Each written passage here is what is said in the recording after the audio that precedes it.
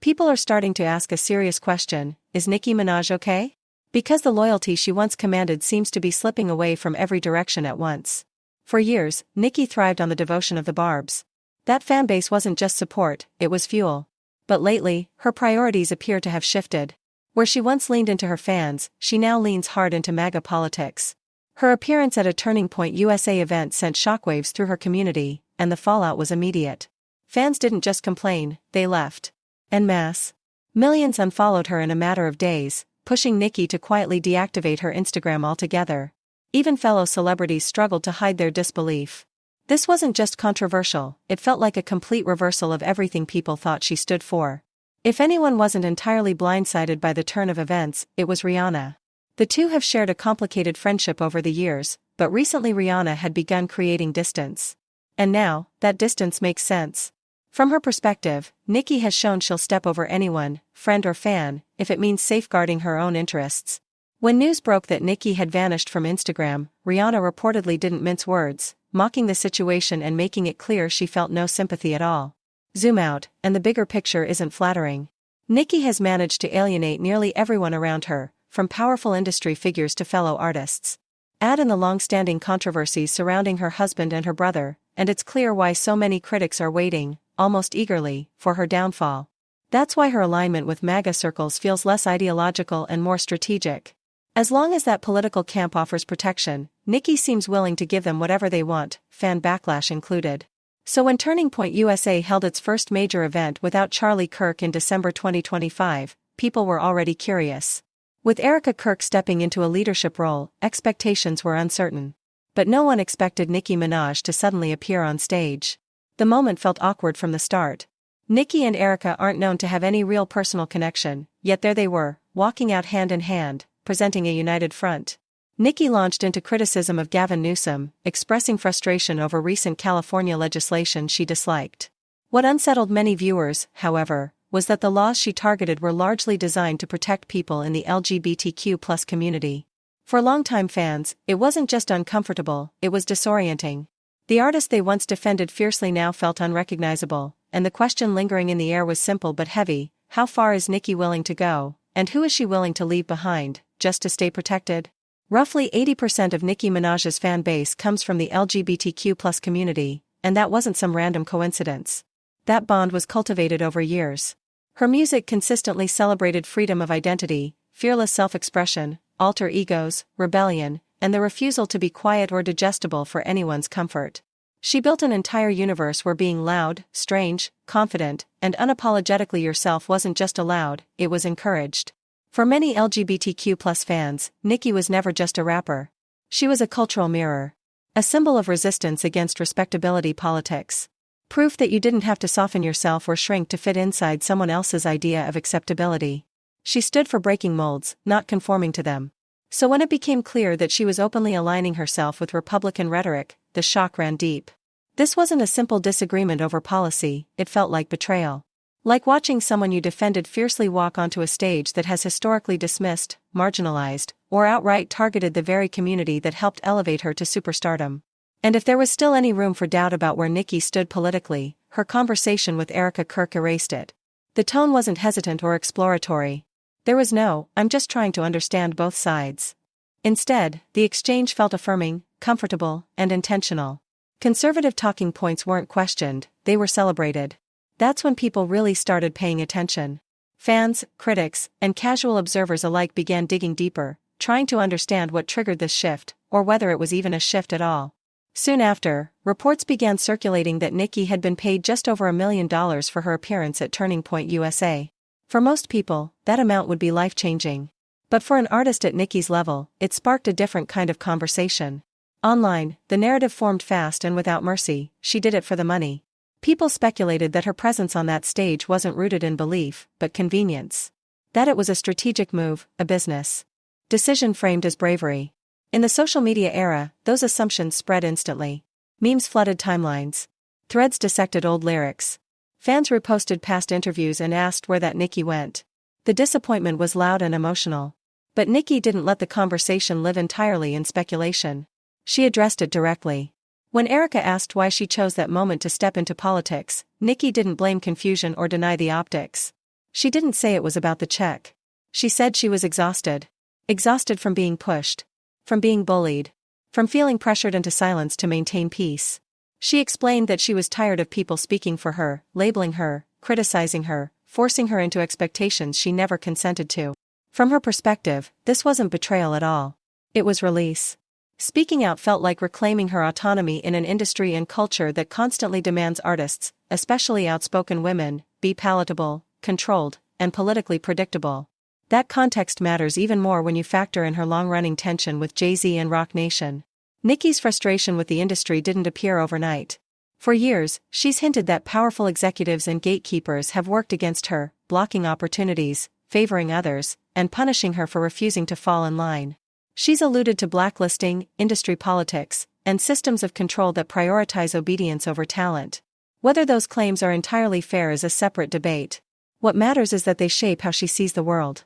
When someone believes they've been frozen out by the dominant power structures, they don't usually return to that same table asking politely for acceptance. They look elsewhere, even if that choice comes at a steep personal cost. And that's the uncomfortable truth at the heart of this moment. Nicki doesn't see herself as abandoning people. She sees herself as surviving. Whether her audience can reconcile that belief with what they've lost in the process is another question entirely. Over the years, Nicki Minaj has made a series of pointed remarks about the music industry, statements that landed very differently depending on who was listening. To some, she sounded resentful. To others, she sounded fearless. Either way, those comments didn't earn her many allies. In an industry where loyalty is transactional and silence is often rewarded, Nicki chose to speak loudly. And volume, in spaces like this, comes with consequences. Relationships grow tense. Opportunities quietly disappear. Invitations stop coming. When you already feel pushed to the margins, every decision stops being about ambition and starts being about survival. At the same time, the contrast between Nicki and Cardi B has become impossible to ignore. Cardi has openly aligned herself with Democratic politicians, campaigning, showing up, making her support unmistakable. In the public imagination, that political divide has fused itself onto their long-standing rivalry. Politics has become yet another front in a feud that never really cooled off.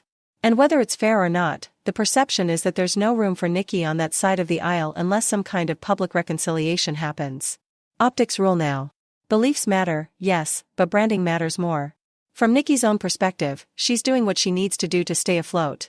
She sees herself squeezed from both ends, an industry she believes wants to control or mute her, and a fan base that expects ideological loyalty in return for their support. That kind of pressure can feel suffocating. She's framed her decisions as acts of self-preservation, not provocation. To her, choosing platforms where she isn't asked to dilute herself or conform feels like freedom, not betrayal. But the internet doesn't operate on nuance, and it certainly doesn't extend grace easily. The backlash has been relentless because for many fans, especially the Barbs, this cuts deeper than party politics. It feels symbolic. They stood by her through scandals, defended her during feuds, and amplified her voice when the industry tried to diminish it. Watching her appear on stages associated with movements that have historically dismissed or harmed marginalized identities feels personal. Like a door being slammed shut behind them. There's also a real ideological split among fans themselves. Some argue that artists are entitled to their own beliefs and that demanding political purity is unhealthy.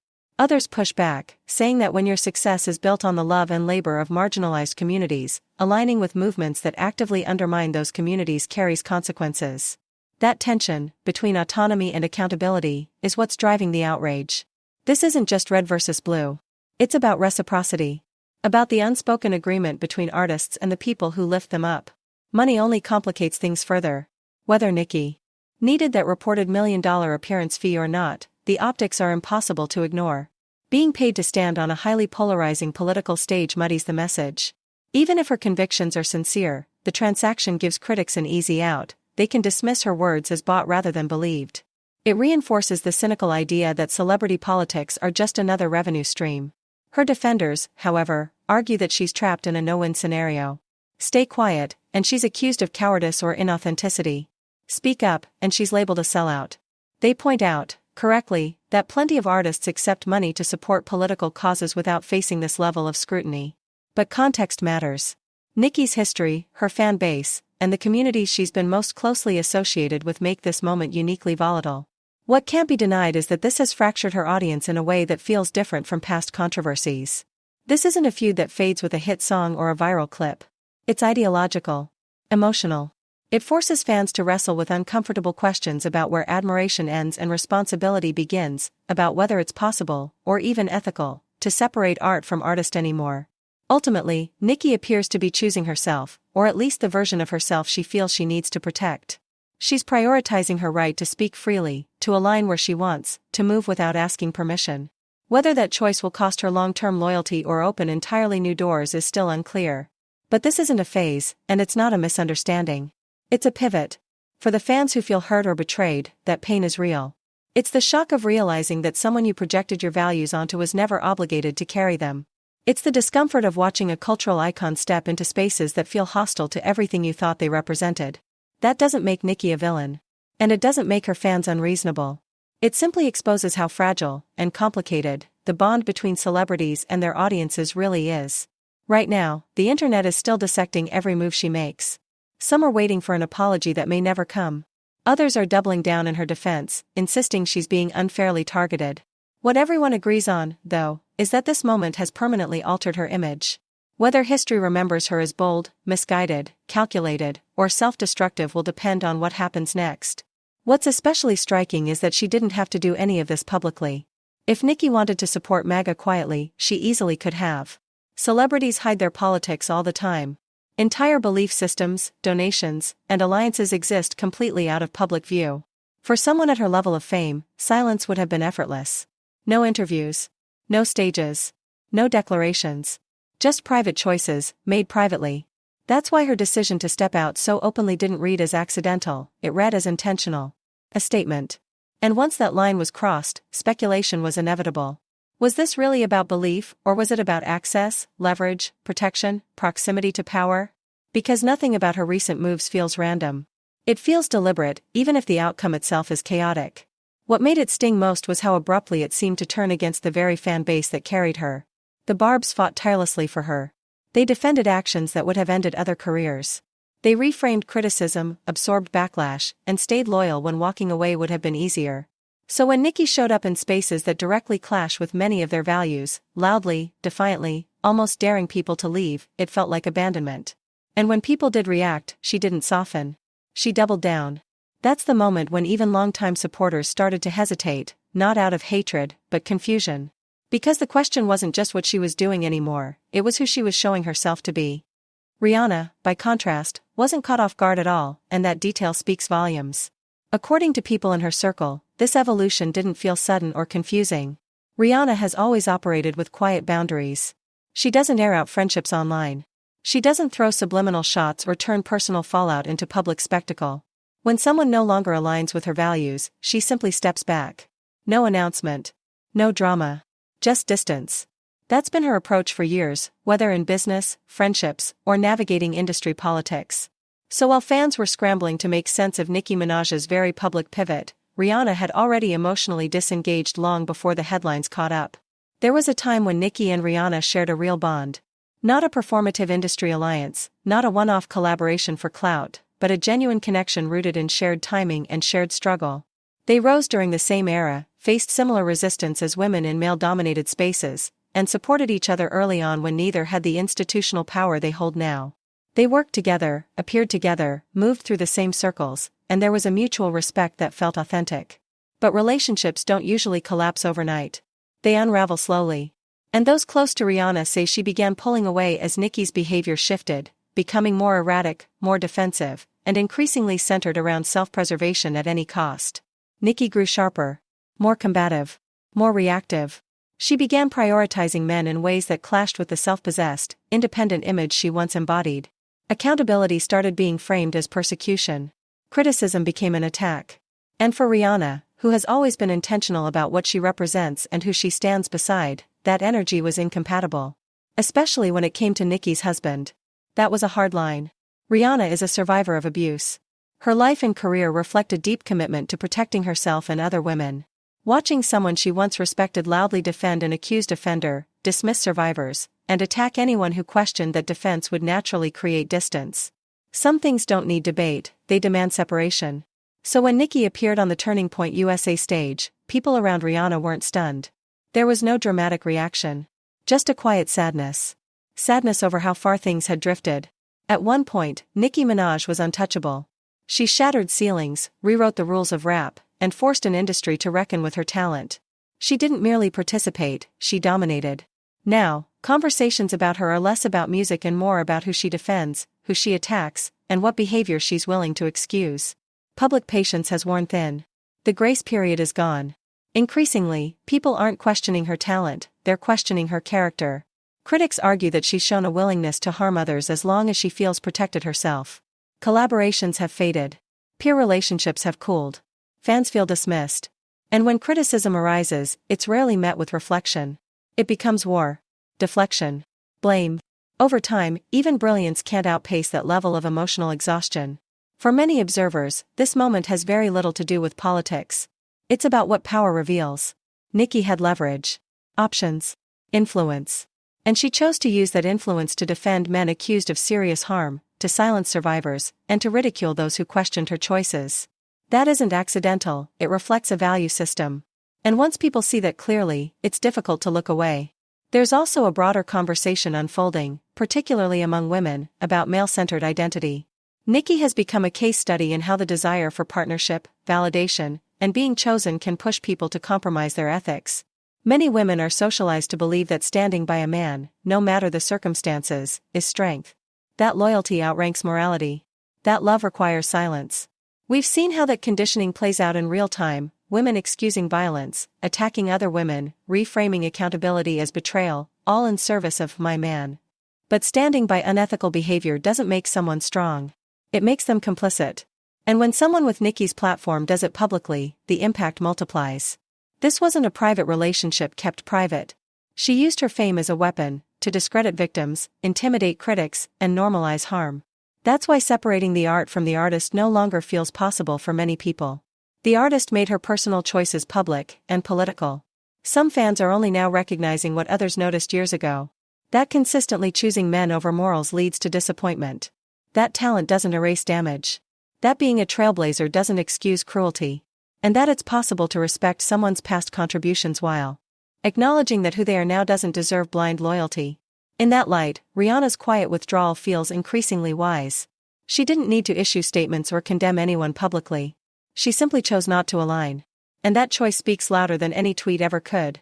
It shows that growth sometimes looks like walking away instead of fighting. Like protecting your peace instead of winning an argument. Like letting people reveal themselves while you focus on building something healthier, steadier, and more aligned with your values. What makes all of this especially heartbreaking is that Nicki Minaj's story didn't have to land here. Her legacy could have evolved into something timeless, an icon who aged into reverence, whose name carried weight without controversy, whose influence was unquestioned. That path was open.